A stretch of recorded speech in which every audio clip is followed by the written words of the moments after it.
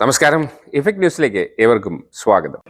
Kerala state industrial enterprises limited international courier cargo ടെർമിനലുകളുടെ ഉദ്ഘാടന ചടങ്ങിലേക്ക് ഈ ഒരു ചടങ്ങ് ധന്യമാക്കാൻ ഇവിടെ എത്തിച്ചേർന്ന എല്ലാ പ്രിയപ്പെട്ടവരെയും നിറഞ്ഞ സ്നേഹത്തോടുകൂടി സ്വാഗതം ചെയ്യുന്നു.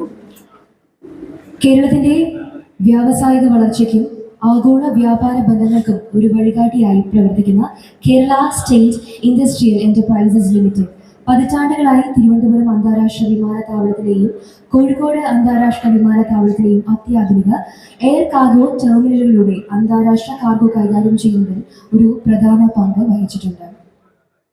വേഗതയേറിയതും കൂടുതൽ പ്രത്യേകതയുള്ളതുമായ കൊറിയർ ഇ കോമേഴ്സ് ലോജിസ്റ്റിക്കിനായുള്ള വർദ്ധിച്ചു വരുന്ന ആവശ്യം നിറവേറ്റുകയാണ് ഇന്ന് Kerala state industrial enterprises limited.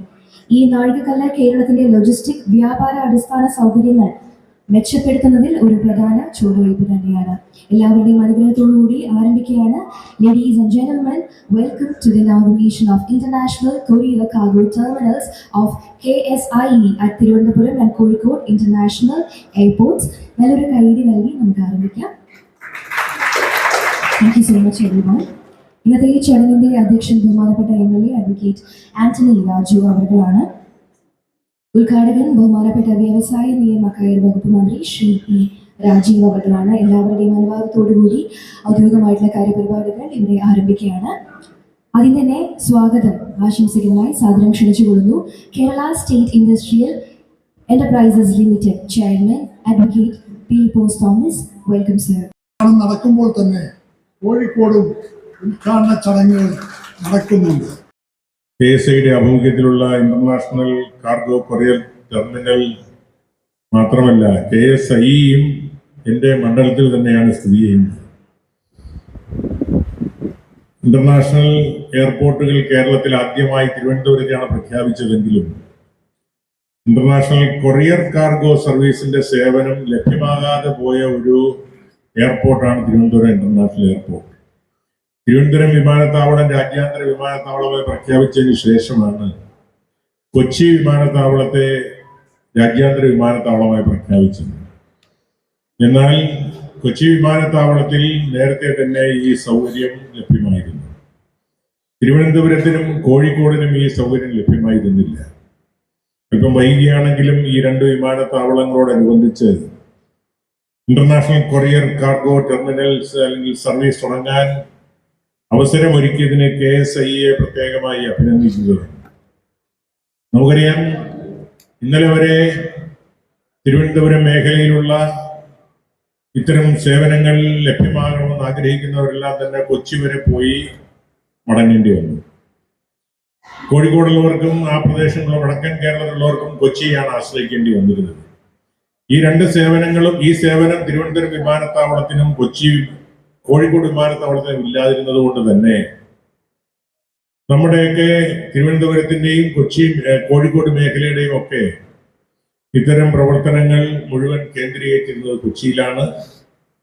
ഇവിടെ ഞാൻ നമ്മുടെ ചീഫ് കമ്മീഷണറുമായി സംസാരിച്ചപ്പോൾ രാജ്യാന്തര വിമാനത്താവളം 3 വിമാനത്താവളങ്ങൾ ഏറ്റവും കൂടുതൽ സർവീസ് നടക്കുന്നത് കൊച്ചിയിലാണ്. രണ്ടാമത് കോഴിക്കോടാണ്. മൂന്നാമതാണ് തിരുവനന്തപുരമായി പോയിരിക്കുന്നത്. എന്തുകൊണ്ടാണെന്ന് എനിക്കറിയില്ല. ഏതായാലും ഇന്റർനാഷണൽ കൊറിയർ സർവീസ് ആരംഭിക്കുന്നതോടുകൂടി തിരുവനന്തപുരം രാജ്യാന്തര വിമാനത്താവളത്തിന്റെ പ്രവർത്തനങ്ങളും കൂടുതൽ മെച്ചപ്പെടാൻ ഇടയാകട്ടെ എന്ന് ഞാൻ ആത്മാർത്ഥമായി ആഗ്രഹിക്കുകയാണ്. ഈ പ്രദേശത്തെ MLA എന്നുള്ള നിലയ്ക്ക് കൂടി ലോകമെമ്പാടും മലയാളികൾ ലോകത്തിന്റെ വിവിധ ഭാഗങ്ങളിൽ പോവുകയും മടങ്ങി വരികയും ജോലി ചെയ്യുകയും പഠിക്കുകയും ഒക്കെ ചെയ്യുന്ന ഒരു പുതിയ കാലഘട്ടത്തിലേക്കാണ് നാം കടന്നിരിക്കുന്നത്. അതുകൊണ്ട് തന്നെ രാജ്യാന്തര കൊറിയർ സർവീസിന്റെ ആവശ്യം ഏറെ വർദ്ധിച്ചിരിക്കുന്ന ഒരു കാലഘട്ടത്തിലാണ് നാം ജീവിക്കുന്നത്. ഇവിടെ നിന്ന് അങ്ങോട്ട് സാധനങ്ങൾ അയക്കാനും അവിടെ നിന്ന് ഇങ്ങോട്ട് സാധനങ്ങൾ അയക്കാനും സമയബന്ധിതമായി അവ എത്തിക്കാനും നമുക്ക് കിട്ടാനും ഒക്കെ തന്നെ ഈ രണ്ട് വിമാനത്താവളത്തിനും ഈ സൗകര്യം ലഭ്യമാക്കേണ്ടത് അത്യന്താപേക്ഷിതമായിരുന്നു. KSI അല്പം വൈകിയാണെങ്കിലും ഈ സേവനങ്ങൾ യാഥാർത്ഥ്യമാക്കാൻ തിരുവനന്തപുരം കോഴിക്കോട് വിമാനത്താവളങ്ങളിൽ വ്യാപിപ്പിക്കുവാൻ നടത്തിയ പരിശ്രമത്തിന് അവരെ പ്രത്യേകമായി അഭിനന്ദിക്കുകയാണ്. KSIയുടെ പ്രത്യേകമായ പരിശ്രമവും ചീഫ് കമ്മീഷണറുടെ പ്രത്യേകമായ ശ്രദ്ധയും ഉദ്യോഗസ്ഥന്മാരുടെ എല്ലാം ഒരു അനുഭാവപൂർവമായ സമീപനവുമാണ് അല്പം വൈകിയാണെങ്കിലും ഈ രണ്ട് വിമാനത്താവളങ്ങളിലേക്കും ഈ സേവനങ്ങൾ ലഭ്യമാക്കാൻ ഇടയാക്കിയിട്ടുള്ളത്. ഏതായാലും ഈ സേവനം ലഭ്യമാകുന്നതോടുകൂടി തിരുവനന്തപുരം രാജ്യാന്തര വിമാനത്താവളത്തിന്റെ പ്രവർത്തനങ്ങൾ കൂടുതൽ മെച്ചപ്പെടുവാൻ, ഒരുപക്ഷെ സർവീസുകൾ തന്നെ വർദ്ധിപ്പിക്കുവാൻ ഇടയാകട്ടെ എന്ന് ആത്മാർത്ഥമായി ആശംസിച്ചുകൊണ്ട്, നമ്മളൊരു വല്ലാത്ത സമയത്താണ് ഈ സമ്മേളനം ചേരുന്നത്. ബിഷപ്പിന്റെ വിളി എല്ലാവരെയും അലട്ടുന്നുണ്ടായിരിക്കും. അതുകൊണ്ട് തന്നെ ദീർഘമായ മറ്റു വാചകങ്ങളിലേക്ക് ഞങ്ങൾ കടക്കുന്നില്ല. മന്ത്രിയുടെ വാക്കുകൾ കേൾക്കാനാണ് നിങ്ങൾ ആഗ്രഹിക്കുന്നതുകൊണ്ടും കൂടുതൽ കാര്യങ്ങൾ പറയാതെ ഈ നല്ല സംരംഭത്തിന് നേതൃത്വം കൊടുക്കുന്ന KSI അഭിനന്ദിച്ചുകൊണ്ട്, അതിന് ചുക്കാൻ പിടിക്കുന്ന ബഹുമാനപ്പെട്ട മന്ത്രിക്ക് നന്ദി പറഞ്ഞുകൊണ്ട്, ഈ സേവനം ലഭ്യമാക്കാൻ പരിശ്രമിച്ചവർക്ക് എല്ലാവർക്കും നന്ദി കൂടി പറഞ്ഞുകൊണ്ട് ഈ സംരംഭത്തിൽ എല്ലാവിധ ഭാവുകങ്ങളും വിജയങ്ങളും ആശംസിക്കുന്നു. കൊറിയർ കാർഗോ ടെർമിനൽ തിരുവനന്തപുരത്തിന്റെയും കോഴിക്കോട് എയർപോർട്ടുകളിലുള്ളത് ഉദ്ഘാടനം ചെയ്തതായി ആദ്യം തന്നെ പ്രഖ്യാപിച്ചു. റിപ്പോർട്ടിലും സ്വാഗത പ്രസംഗത്തിലും പൊതുവായ കാര്യങ്ങൾ വിസ്തീരിച്ചു കഴിഞ്ഞിട്ടുണ്ട്. KSI ആദ്യമായിട്ടാണോന്ന് അറിയില്ല, എന്തായാലും സമീപ ഭൂതകാലത്തിനാദ്യമായിട്ടാണ് ഇപ്പോൾ ഡിവിഡൻഡ് ഈ വർഷം കൊടുക്കുന്നത്. അതിന് ആദ്യമായി ചെയർമാൻ, MD, തൊഴിലാളികൾ, ജീവനക്കാർ എല്ലാവരെയും അഭിനന്ദിക്കുന്നു. ഗവൺമെന്റിന്റെ വ്യവസായ നയം പൊതുമേഖലയെ കേവലം സംരക്ഷിക്കുക എന്നുള്ളതല്ല, ശക്തിപ്പെടുത്തി മത്സരക്ഷമമാക്കി സംരക്ഷിക്കുക എന്നുള്ളതാണ്. പൊതുമേഖലാ സ്ഥാപനങ്ങൾ ഗവൺമെന്റ് ഡിപ്പാർട്ട്മെന്റായിട്ട് സർക്കാർ കാണുന്നില്ല. എപ്പോഴും സാമ്പത്തിക സഹായം നൽകുക, പ്രവർത്തിച്ചുകൊണ്ടിരിക്കുക, നഷ്ടമാണോ ലാഭമാണോ എന്നുള്ളത് ചിന്തിക്കാതിരിക്കുക, ആ കാഴ്ചപ്പാടല്ല ഗവൺമെന്റിനുള്ളത്. ഒരു തവണ സാമ്പത്തിക സഹായം നൽകിയാൽ പിന്നെ സ്വന്തം കാലിൽ നിന്നുപോകും.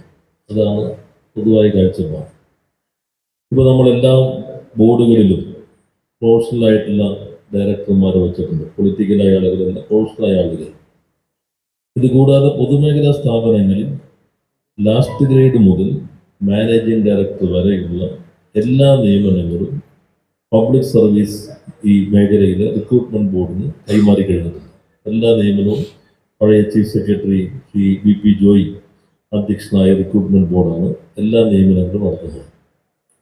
നിയമനങ്ങൾ ഒരു വർഷത്തിൽ കൂടുതൽ കോൺട്രാക്ട് വ്യവസ്ഥയിലുള്ളതാണെങ്കിലും ബോർഡ് വഴി തന്നെയാണ് നടത്താവൂ എന്ന് നിശ്ചയിച്ചിട്ടുണ്ട്. നേരത്തെ കയറി കഴിഞ്ഞാൽ പിന്നെ പ്രൊമോഷനാണ്. ഓരോ പീരീഡ് കഴിയുമ്പോൾ പ്രൊമോഷനിലേക്ക് എത്തും. ഞാൻ പ്രധാന സ്ഥാപനത്തിൻ്റെ റിവ്യൂവിൽ ഇരുന്ന് കഴിഞ്ഞപ്പോൾ മാർക്കറ്റിങ്ങിൻ്റെ ജനറൽ മാനേജർ കുറേ കാര്യങ്ങൾ, ഞാൻ ചില കാര്യങ്ങൾ ചോദിച്ചപ്പോൾ ഇവർക്ക് മാർക്കറ്റിങ്ങിനെ കുറിച്ച് വലിയ പിടുത്തൊന്നും കാണുന്നില്ല. അവരോട് ചോദിച്ചു, നിങ്ങൾ മാർക്കറ്റിങ്ങിൽ എന്താണ് പഠിച്ചിട്ടുള്ളത്? അവരോട് ഞാനൊന്നും പഠിച്ചിട്ടില്ല സാർ, ഞാൻ ഇലക്ട്രിക്കൽ എഞ്ചിനീയർ ആയിരുന്നു. കയറി ഒന്നുകൂടി എത്തി. കയറി കഴിഞ്ഞതിന് ശേഷം എന്തെങ്കിലും ട്രെയിനിങ് കിട്ടിയിട്ടുണ്ട്. അപ്പോൾ അത് ഒരു കിട്ടിയിട്ടില്ല. അവരുടെ കുഴപ്പമില്ല, നമ്മുടെ സിസ്റ്റത്തിൻ്റെ കുഴപ്പമാണ്. ഇപ്പോൾ പക്ഷെ നമ്മൾ അതെല്ലാം തന്നെ ഈ റിക്രൂട്ട്മെന്റ് ബോർഡിൽ നിന്നുള്ള പദ്ധതി കൂടി ഉൾക്കൊള്ളുന്ന ഒരു ഇന്റർവ്യൂ ബോർഡിനെ അടിസ്ഥാനപ്പെടുത്തിയിട്ടുള്ള പ്രൊമോഷൻ പ്രോസസ്സിലേക്ക് മാറി. ഇതുകൂടാതെ BPT നമ്മൾ നേരത്തെ റിയാബായിരുന്നു. ഇപ്പോൾ പബ്ലിക് എന്റർപ്രൈസസിന്റെ ഒരു ട്രാൻസ്ഫോർമേഷന്റെ പൊതു സംവിധാനം BPCLന്റെ നേരത്തെ എക്സിക്യൂട്ടീവ് ഡയറക്ടറായിരുന്ന ആള് CMD ആയി അതിൻ്റെ പ്രവർത്തനങ്ങൾ പൊതുവെ പൊതുമേഖലാ സ്ഥാപനങ്ങൾക്ക് നേതൃത്വം നൽകുന്നതിന് വേണ്ടി രൂപീകരിച്ചിട്ടുണ്ട്. അതിൻ്റെ ഭാഗമായി കേരളത്തിൽ മിക്കവാറും എല്ലാ പൊതുമേഖലാ സ്ഥാപനങ്ങളും മെച്ചപ്പെട്ടു എന്നുള്ളതാണ് യാഥാർത്ഥ്യം. അപ്പോൾ ഈ കഴിഞ്ഞ മാസം വരെയുള്ള ഈ സാമ്പത്തിക വർഷത്തെ നോക്കുമ്പോൾ ഏകദേശം കഴിഞ്ഞ തവണത്തേക്കാളും ഒരു ഡബിളിനടുത്ത് സ്ഥാപനങ്ങൾ പ്രോഫിറ്റിലേക്ക് എത്തിയിട്ടുണ്ട്. പ്രോഫിറ്റിലേക്ക് എത്താത്ത സ്ഥാപനങ്ങളും നഷ്ടം കുറയുകയും ടേൺ ഓവർ കൂടുകയും ചെയ്തിട്ടുണ്ട്.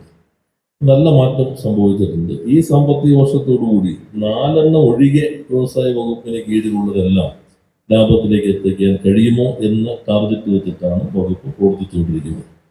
ഒരു വശത്ത് പൊതുമേഖലയെ ശക്തിപ്പെടുത്തുന്നു, മറുവശത്ത് സ്വകാര്യ മൂലധനത്തെ ഉപയോഗിച്ചുകൊണ്ട് ആധുനിക കാല വ്യവസായങ്ങൾ ആരംഭിക്കുന്നു. ഇന്നലെ ഞാൻ കൊച്ചിയിലായിരുന്നു. രാവിലെ ഒരു ശിലാസ്ഥാപനം ഉണ്ടായിരുന്നു, ഉച്ചയ്ക്ക് ശേഷം ഒരു ഉദ്ഘാടനം ഉണ്ടായിരുന്നു. രാവിലത്തെ ശിലാസ്ഥാപനം വളരെ പ്രശസ്തമായ കോവാക്സിൻ മാനുഫാക്ചർ ആയിട്ടുള്ള ഭാരത് ബയോടെക് പത്മഭൂഷൺ കൃഷ്ണയുള്ള അവരുടെ കമ്പനിയുടെ പുതിയ ഫുഡ് പ്രോസസ്സിംഗ് ലൈഫ് സയൻസ് യൂണിറ്റിന്റെ ശിലാസ്ഥാപനമാണ് അങ്കമാലിയിൽ ഇന്നലെ നിർവഹിച്ചത്. ഉച്ചയ്ക്ക് ശേഷം ഹൈക്കോടതി ഇ വെഹിക്കിൾസ്, ഈ ലിഥിയം ബാറ്ററി അതിൻ്റെ മാനുഫാക്ചറിങ് യൂണിറ്റും അവരുടെ കോർപ്പറേറ്റ് ഓഫീസിൻ്റെ ഉദ്ഘാടനം നിർവഹിക്കുകയുണ്ടായി. മിക്കവാറും ആഴ്ചയിൽ ഒരു ഉദ്ഘാടനമോ ഒരു ശിലാസ്ഥാപനമോ കേരളത്തിൻ്റെ ഏതെങ്കിലും ഭാഗത്ത് നടക്കുന്നുണ്ട്. പുതിയ സംരംഭങ്ങൾ വരുന്നു. നമ്മൾ ഇൻവെസ്റ്റ് കേരള ഗ്ലോബൽ സബ്മിറ്റ് നടത്തുകയുണ്ടായി. നല്ല പ്രതികരണമായിരുന്നു. അതിൽ ഏകദേശം 4/1 UAE ഇപ്പോൾ കൺവേർട്ടഡ് ടു കൺസ്ട്രക്ഷൻ സ്റ്റേജ്. ഇന്ത്യയിലെ മൊത്തം ഒരു കൺവേർഷൻ റേറ്റ് ഇൻവെസ്റ്റ് സബ്മിറ്റിൻ്റെ 10 to 15% ആണ്. പ്രഖ്യാപനങ്ങൾ കൊണ്ട് വലുതായിരിക്കും, പക്ഷെ റിയാലിറ്റിയിലേക്ക് എത്തുന്നത് 10 to 15% ആണ്. ഇപ്പോൾ നമുക്ക് 5-6 മാസം കഴിഞ്ഞപ്പോഴേക്കും 23.4% കൺവേർഷൻ ടു കൺസ്ട്രക്ഷൻ സ്റ്റേജ്. ഇന്നലെ ഞാൻ കല്ലിട്ടത് 98ാമത്തെ പ്രോജക്റ്റാണ്. ഈ IKGS വന്ന EOയുടെ 98ാമത്തെ പ്രോജക്റ്റിനാണ് നമ്മൾ ഇന്നലെ കല്ലിട്ടത്. ഇപ്പോൾ 2 ഭാഗത്തും നല്ല വ്യവസായ വളർച്ച വരുന്നുണ്ട്. നിങ്ങൾ ശ്രദ്ധിച്ചിട്ടുണ്ടാകുമോ എന്നെനിക്കറിയില്ല. ലിങ്ക്ഡിൻ്റെ ഏറ്റവും ഒടുവിലത്തെ റിപ്പോർട്ടിൽ റിവേഴ്സ് മൈഗ്രേഷൻ കേരളത്തിൽ ഇപ്പോൾ 172%. അമേരിക്ക, യൂറോപ്പ്, ഇന്ത്യയിലെ മറ്റ് സംസ്ഥാനങ്ങളിൽ നിന്ന് പ്രൊഫഷണലുകൾ കേരളത്തിലേക്ക് മടങ്ങി ജോലിയിലേക്ക് എത്തുന്നു. ഇവിടെ എല്ലാം തിരിച്ചു വരുന്നതല്ല, റിവേഴ്സ് മൈഗ്രേഷൻ ഈസ് ഹാപ്പനിങ്. ഈ 25 ഈ വർഷം തന്നെ 40,000 പ്രൊഫഷണൽസ് ലോകത്തിൻ്റെ പല ഭാഗങ്ങളിൽ നിന്ന് മലയാളികൾ തിരിച്ച് കേരളത്തിലേക്ക് എത്തി ജോയിൻ ചെയ്തിരിക്കുന്നു എന്നാണ് ലിങ്ക്ഡിൻ ഈ റിപ്പോർട്ടിൽ പറയുന്നത്. അതിൽ 31% ആർ വുമൺ പ്രൊഫഷണൽസ്. അപ്പോൾ ഇതെല്ലാം കാണിക്കുന്നത് നമ്മുടെ വ്യവസായ മേഖലയിലെ വളർച്ചയുടെ സൂചനയാണ്. ഇവിടെ KSIയും നല്ല രീതിയിൽ മുന്നേറുകയാണ്. പുതിയ വൈവിധ്യവൽക്കരണം, ഡൈവേഴ്സിഫിക്കേഷൻ എന്നുള്ളത് പൊതുമേഖലാ സ്ഥാപനങ്ങൾ ഏറ്റെടുക്കേണ്ടതാണ്. ഒരു കോർ നടത്തിക്കൊണ്ടിരിക്കുന്നത് തുടർച്ചയായിട്ട് നഷ്ടത്തിലാണെങ്കിൽ ആ കോറിൽ തന്നെ നിൽക്കണമെന്ന് ഗവൺമെൻറ് അവർ ഇൻസിസ്റ്റ് ചെയ്യുന്നില്ല. അവർക്ക് ചേഞ്ച് ചെയ്യാം. പബ്ലിക് സെക്ടറിൽ തന്നെ നിന്നുകൊണ്ട് മറ്റ് ആക്ടിവിറ്റിയിലേക്ക് മാറുക എന്നതും ഗവൺമെൻറ്റിൻ്റെ കാഴ്ചപ്പാടിൻ്റെ ഭാഗമാണ്. ഇവിടെ ഇപ്പോൾ ഏറെക്കാലത്തിന് ശേഷമാണ് ഒരു കൊറിയർ കാർഗോ സർവീസ് തിരുവനന്തപുരത്ത് എത്തുന്നു, കോഴിക്കോട് എത്തുന്നു. അത് കുറെ കൂടി നല്ല രീതിയിൽ KSIക്ക് മുന്നേറാൻ സഹായകരമായിരിക്കുമെന്നാണ് കണക്കാക്കുന്നത്.